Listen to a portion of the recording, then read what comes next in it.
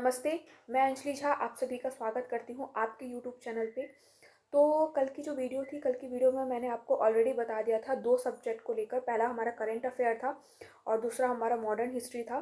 तो इन दोनों सब्जेक्ट्स को लेकर मैंने आप लोगों को बता दिया था कि उसका क्या सिलेबस है। टॉपिक्स के साथ मैंने पूरा अच्छे से डिटेल में आपको बता दिया था। तो अभी तक आपने उस वीडियो को नहीं देखा है तो आप मेरे चैनल पर जाकर उस वीडियो को ज़रूर विजिट करें। और आज की जो वीडियो है वो आज की वीडियो में बनाऊंगी ज्योग्राफी सब्जेक्ट पे। तो ज्योग्राफी सब्जेक्ट की जब हम बात करते हैं तो चाहे आपका क्लास 1 to 5 हो, 6 to 8 हो, 9 to 10 हो या 11 to 12 हो, हर एक क्लास में ज्योग्राफी मैंडेटरी है। जैसे क्लास 1 to 5 की बात कर ले तो 1 to 5 में आपके ज्योग्राफी पोर्शन से 24 से 28 तक क्वेश्चन पूछे जाते हैं। क्लास 6 to 8 की बात कर लें तो क्लास 6 to 8 में जो जनरल पेपर है उसमें आपके ज्योग्राफी से 8 क्वेश्चन रहते हैं। क्लास 9 to 10 की बात करें तो 9 to 10 में अगर आपका ज्योग्राफी सब्जेक्ट है तो उसमें आप जो जनरल पेपर है उसमें जो 8 क्वेश्चन पूछेगा उसको इंक्लूड कर दीजिए, प्लस जो आपका 80 मार्क्स है उसको तो वो आपका 80 मार्क्स का भी ज्योग्राफी हो जाएगा। और क्लास अगर आपका 11 to 12 में भी अगर आपका ज्योग्राफी है तो उसके लिए भी जो मैं आपको आज सिलेबस बताने वाली हूँ ज्योग्राफी का, वो बहुत ही ज़्यादा आपके लिए हेल्पफुल होगा क्योंकि मैं आपको विथ टॉपिक अच्छे तरीके से बता दूँगी। तो चलिए वीडियो को स्टार्ट करते हैं।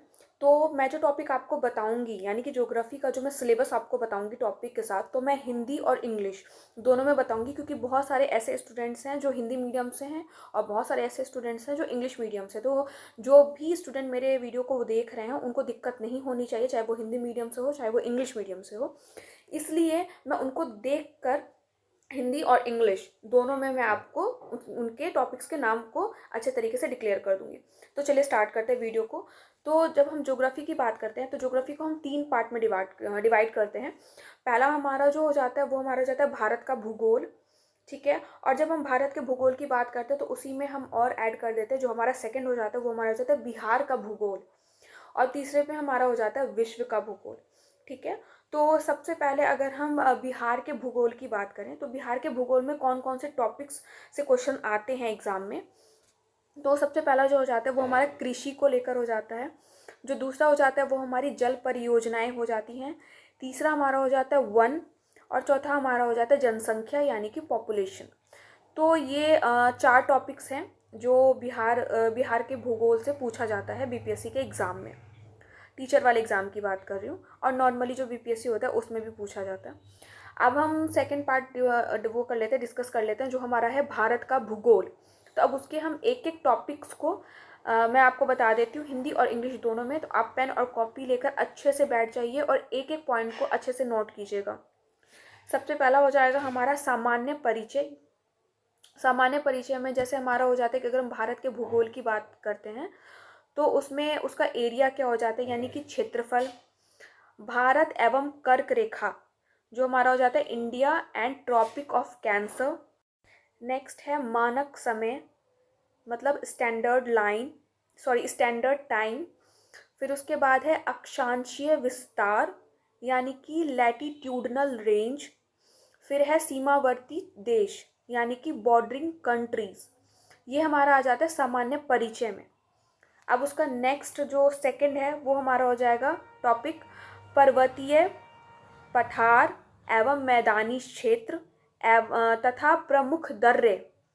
इसका इंग्लिश में हो जाएगा mountain plateaus and plains and major passes.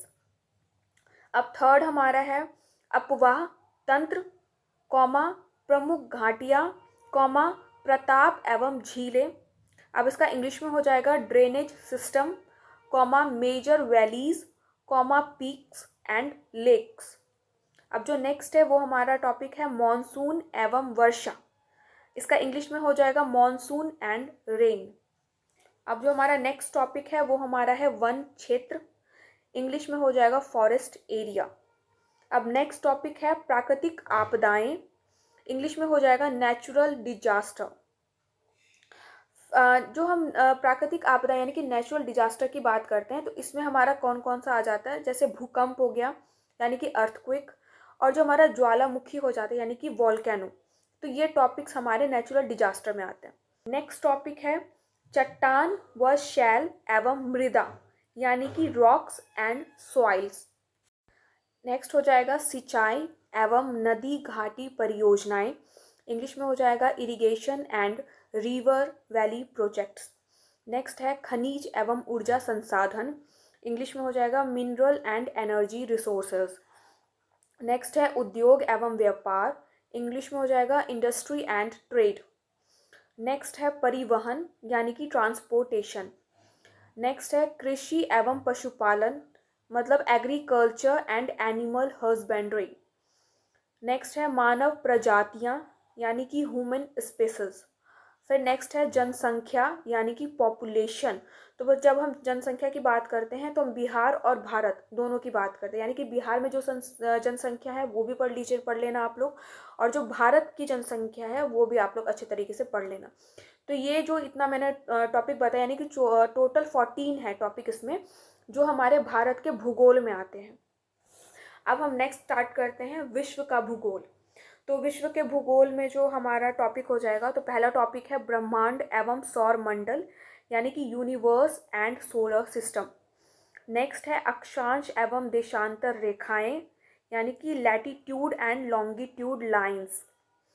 फिर नेक्स्ट है विश्व के महाद्वीप कौमा देश कौमा राजधानी एवं सीमाएं, इंग्लिश में हो जाएगा world's continents comma countries comma capitals and borders. अब नेक्स्ट हो जाएगा भूभार्किक इतिहास एवं शैल तंत्र, इंग्लिश में हो जाएगा geographical history and rock system.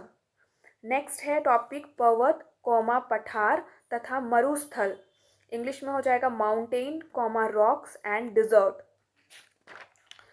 Next topic है ज्वालामुखी एवं भूकंप, इंग्लिश में हो जाएगा volcano and earthquake. Next topic है अपवाह एवं नदियों के किनारे स्थित नगर, इंग्लिश में हो जाएगा drainage and cities situated on the banks of reverse. Next topic है महासागरीय जलधाराएं यानी कि ओशियन करंट। नेक्स्ट टॉपिक है जल संध्या एवं महासागरीय गर्भ, इंग्लिश में हो जाएगा straits and ocean trouts. Next topic है वायुमंडल का संघटन, इंग्लिश में हो जाएगा composition of the atmosphere.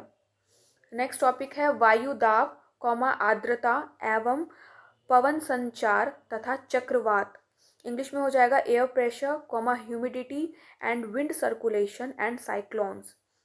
Next topic है वन एवं मृदा, इंग्लिश में हो जाएगा forest and soil. Next topic है खनिज एवं ऊर्जा संसाधन, इंग्लिश में हो जाएगा मिनरल एंड एनर्जी रिसोर्सेज।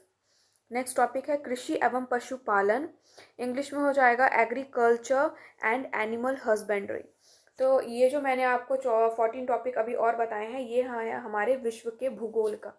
तो मैंने अभी आपको जितना भी टॉपिक बताया, चाहे वो भारत का भूगोल हो या विश्व का भूगोल हो या फिर बिहार का भूगोल हो, जितने भी टॉपिक्स मैंने आपको अभी बताए हैं, ये class 1 to 5, 6 to 8, 9 to 10 and 11 to 12, चाहे आपका जीके जीएस का 8 मार्क्स का क्वेश्चन हो या आपका अपना खुद का सब्जेक्ट हो 80 मार्क्स में भी अगर आ रहा हो, तो ये टॉपिक आप पढ़ लीजिए। इससे बाहर आपको कुछ नहीं पूछेगा। साथ ही साथ आप प्रीवियस ईयर क्वेश्चन ज़रूर सॉल्व करें, TRE 1, TRE 2 और TRE 3 में जो भी क्वेश्चंस पूछे गए उसको ज़रूर सॉल्व करें। बाकी ये अगर आप पढ़ लेंगे ना, तो इससे बाहर, इस टॉपिक से बाहर आपको कुछ भी नहीं पूछेगा।